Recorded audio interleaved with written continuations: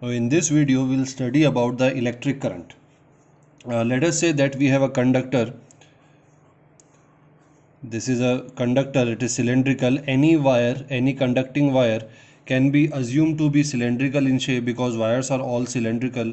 So I'm just making it a little bit enlarged. So let us say that we have this conductor and we connect a battery across this via a switch. This V is the potential of the battery. Now, when the switch is closed, a potential difference is generated on the both sides of the conductor. So let us say that if the negative potential is 0 volt, then the positive potential will be V, so that the potential difference is V minus 0, which is equal to V. So when this happens, then there are some free electrons in the conductor. This battery does some work on these free electrons and they move them in the circuit. Now the direction of flow of electron is from negative to positive. We can understand it like this, that the negative terminal repels the electron away from it and the positive terminal attract it towards itself. So the direction of flow of electron will be like this, from negative to positive. So the electrons start flowing because of the work done by the battery on the electrons.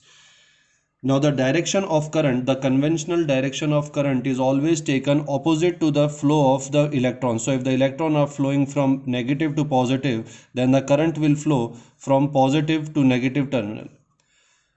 So we always have to remember that the direction of flow of electron and the direction of flow of current are opposite to each other, although the current is because of the flow of electrons. Now, using this concept, we can write here that the rate of flow of charge in this case is electron, the rate of flow of charge through a conductor is called electric current. So in electrostatics, we studied about the charges which are static, that is stationary. In this unit, we will study about the charges which are dynamic or moving, or in other words, we can say that the flow of charge, which is called the electric current. So the rate of flow of charge through any conductor will be called electric current.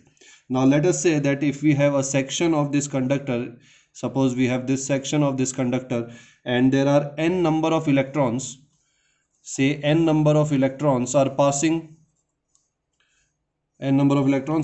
through this section in time, in a suppose in small time delta t, then we can write that the current in that section, that can be denoted by I, will be equal to the charge upon time, because it is the rate of flow of charge. So that means the time taken by the charge to flow, so delta q upon delta t. And since there are n number of electrons, so that means the total charge that is flowing will be equal to Ne, where n is the number of electrons and E is the charge on each electron, divided by delta t. So this will be the value of current. This is the average current over a period of time delta t. Suppose we have to find the instantaneous value. So for instantaneous current, I will be equal to, instead of delta q upon delta t, we will write dq upon dt. So this will give us the value of instantaneous current and this will give us the value of average current. Now related to this concept, since we are talking about the section and the number of electrons passing through that section, we define another concept which is called current density. Now as the name suggests, the current density is the amount of charge passing per unit time flowing through a unit area. So I'll write it here. Current density, it is the amount of charge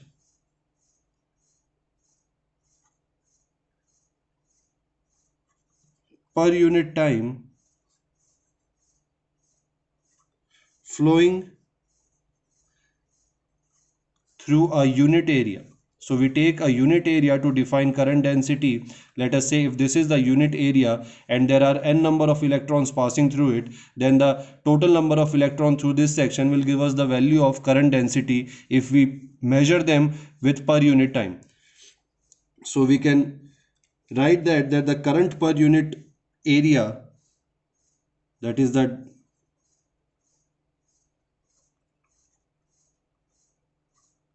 since we are calculating it for 1 second, so per unit time can be written as q upon 1, so it will be q, and divided by the per unit area, so it will be equal to I upon area A, and this I upon A is called the current density, which is generally denoted by J. In most of the books it is denoted by J, capital J. So our current density J will be equal to I upon A. Now SI unit of current density, unit of current is ampere and the unit of area is meter square. So SI unit of current density will be ampere per meter square. This will be the SI unit. Also, current density is a vector quantity. So this is important to remember, it is a vector quantity. Even though it depends upon the current is not taken as the vector quantity, it is a scalar quantity. But since area is a vector quantity, so because of area, the current density will also be called a vector quantity.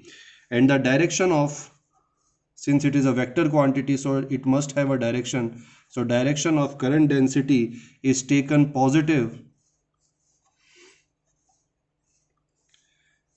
in the direction of current.